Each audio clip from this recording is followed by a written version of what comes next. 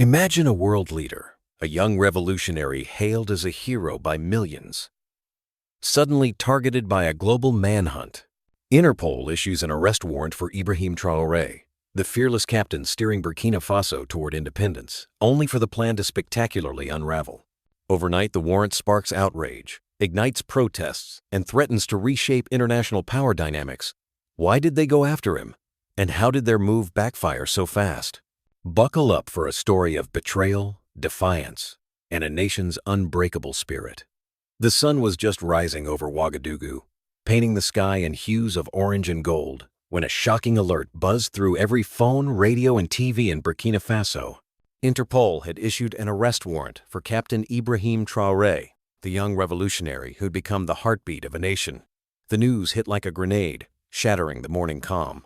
Traoré, the 37-year-old leader who'd swept into power in 2022, was loved for his bold moves kicking out foreign mining companies, building a state-owned gold refinery, and making local languages the pride of the nation.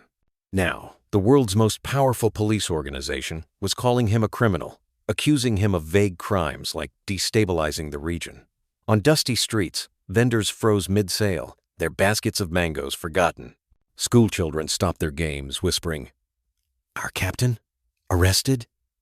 Farmers huddled around crackling radios, their faces tightening with anger. In the bustling markets, women wrapped in vibrant headscarves shouted, "This is an attack on us all!" The charges felt like a betrayal, a slap against every Burkinabe who dared to dream of a future free from foreign control. Traoré wasn't just a leader.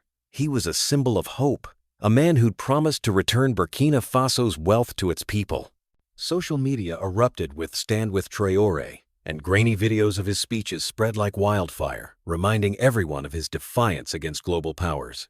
In a small cafe, a young student named Amina scrolled through X, her hands shaking, as she read posts accusing foreign governments of orchestrating the warrant to protect their grip on Burkina Faso's gold. "They're scared of him," her father muttered, slamming his fist on the table. "They're scared of us." By midday, the city was a sea of green, red, and yellow flags, with crowds gathering outside government buildings, their chants growing louder. Soldiers loyal to Traoré stood watch, their eyes scanning the horizon as if expecting trouble. No one knew what Interpol's next move would be. Would they send agents to seize him? Would foreign powers back them up? The air crackled with tension, every glance filled with defiance and fear. In rural villages, elders called emergency meetings, vowing to protect their leader, while young men painted their faces with the star of the national flag ready to march. Traoré himself remained silent, his whereabouts unknown, fueling whispers of a dramatic standoff. Was he planning a response, hiding, or preparing to face the world head-on? The nation held its breath, united in a way it hadn't been in years. The warrant was meant to break Traoré, but it was doing something else entirely, igniting a fire that could either save Burkina Faso or engulf it. What would happen next? No one could predict, but one thing was clear. This was only the beginning. As the sun climbed higher over Ouagadougou, the city pulsed with a defiant heartbeat, ignited by the shocking Interpol warrant against Captain Ibrahim Traoré. Would this be the spark to unite a nation or tear it apart? By noon, the streets were a river of color, with thousands pouring out, their voices rising in a thunderous chant. "Traoré! Traoré!" Young men painted their faces with the green, red, and yellow of Burkina Faso's flag, while women in vibrant wraps held signs declaring, "Our captain, our freedom." The warrant, meant to cage their leader, had instead unleashed a tidal wave of unity. In dusty villages beyond the capital, farmers left their fields, clutching radios that crackled with news of the global manhunt. "They want to steal our future," an elder growled, his words echoed by nodding neighbors. Social media buzzed with fury. Hashtags like Burkina Strong and Hands Off Traoré trending worldwide as X posts exposed foreign powers' fears of Traoré's reforms, his nationalized mines, his rejection of exploitative loans, his push for African pride. A viral video showed a teenage girl in a school uniform, her voice trembling but fierce. "He's one of us. Why are they attacking him?" Markets shut down as vendors joined the marches, their baskets abandoned. In a small town, a teacher named Kofi organized students to distribute water to protesters, their laughter mixing with chants under the scorching sun. Soldiers, fiercely loyal to Traoré, patrolled key buildings, their rifles steady but their eyes nervous, scanning for any sign of foreign agents. Whispers spread that Interpol might send enforcers, backed by powerful nations hungry for Burkina Faso's gold. Across Africa, leaders in Mali and Niger issued fiery statements, calling the warrant a colonial trap. In Ouagadougou's heart, a grandmother named Fatou stood on a crate, her voice cutting through the crowd. "They think they can scare us? We've faced worse." Her words sparked cheers, but also unease. Would this defiance provoke a bigger response? No one knew where Traore was. Some said he was meeting with advisors. Others whispered he was rallying allies in secret. The uncertainty hung heavy, like a storm cloud ready to burst. In rural areas, community watch groups formed, young men gripping machetes, vowing to protect their leader. Families gathered in homes, sharing meals and stories of Traore's courage, their hope battling fear. The nation was a powder keg, each chant and flag a spark.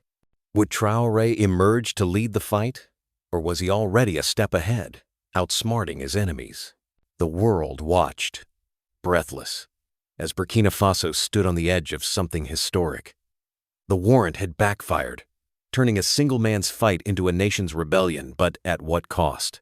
The answer loomed, unseen, as the day burned on, every moment thick with suspense. As dusk painted Ouagadougou's skies in fiery reds, the Interpol warrant against Ibrahim Traoré sent shockwaves far beyond Burkina Faso's borders. Had the global powers underestimated the fury they'd unleashed? The news, meant to isolate the young captain, was instead ripping through the global south like wildfire, sparking protests from Accra to Nairobi. In Lagos, crowds burned effigies of foreign flags, chanting, "No more chains," while in Addis Ababa, students waved signs reading, "Traoré is Africa's voice."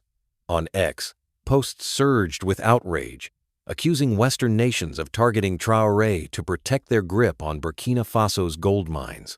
A viral thread claimed the warrant was a desperate move to stop his push for economic independence, with one user writing, "They can't control him, so they want him gone." In Europe, even skeptics began questioning Interpol's motives, as articles highlighted the warrant's flimsy charges, vague claims of regional instability with no hard evidence. In Burkina Faso, the streets swelled with defiance, families joining hands with strangers, singing traditional Masi songs under flickering streetlights. A young artist named Mariam spray-painted Traoré's face on a wall, her mural captioned, "Our star won't fall."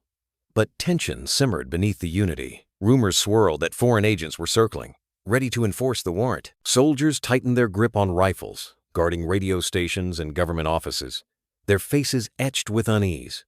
Then, Traoré broke his silence, appearing on national TV from an undisclosed location. "I serve my people, not their masters," he said, his voice calm but sharp like a blade. "If they want me, they'll have to face us all." The crowd outside the station roared, but his words raised the stakes. Would his defiance provoke a bolder move from Interpol? Across the continent, African leaders met in secret, drafting a condemnation of the warrant, while posts on X hinted at leaked emails tying it to foreign mining interests. In a small Ouagadougou cafe, a student named Idrissa whispered to his friends, "What if they send drones or mercenaries?" His fear mirrored the nation's pulse, hopeful, yet on edge. Protests grew louder but stayed peaceful, with children waving flags alongside elders, sharing stories of colonial resistance. The world was watching, and the pressure was mounting. Interpol's move was crumbling under global scrutiny. But would they back down or double down? Traoré's next step was anyone's guess. Some said he was rallying allies. Others feared he was a target in hiding. The air crackled with possibility, every chant a challenge to the old world order. Burkina Faso stood tall, but the shadow of what might come next loomed large. Could a single warrant spark a global reckoning, or would it crush a nation's dream? The answer hung in the balance, suspense gripping every heart. As night fell over Ouagadougou, the city's defiance glowed brighter than its streetlights. But the Interpol warrant against Ibrahim Traoré was unraveling. Had the world's powers miscalculated the storm they'd stirred? The streets buzzed with a restless energy as leaked documents surfaced on X, exposing the warrant's roots in foreign frustration over Traoré's bold moves, nationalizing Burkina Faso's gold mines and rejecting predatory loans. They're scared of a free Africa, a viral post declared, shared thousands of times. The vague charges of destabilizing the region began to crumble under scrutiny, with even Western journalists questioning Interpol's motives in opinion pieces that spread online. In Burkina Faso, Traore seized the moment, announcing new laws to protect local businesses and expand the state-owned mining company. His voice booming